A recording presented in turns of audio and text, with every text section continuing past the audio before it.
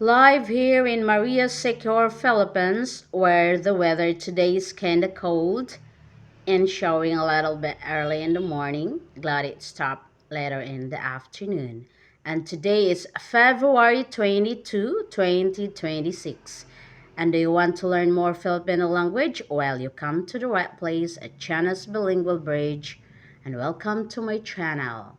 Well, let's start our lesson today. Future, in Visayan o malabot, in Tagalog, kinabukasan or hinaharap. New, in Visayan bago, in Tagalog bago. Old, when it refers to things, in Visayan karaan, in Tagalog luma.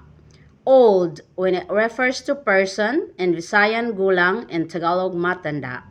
Decade, in Visayan and Tagalog the same, dekada. Last month, in Visayan, sa miaging bulan. In Tagalog, nakaraang buwan. Next month, in Visayan, sunod bulan. Tagalog, sa susunod na buwan. Last week, in Visayan, sa miaging simana. Tagalog, nakaraang linggo. Next week, in Visayan, sunod simana. In Tagalog, sa susunod na linggo.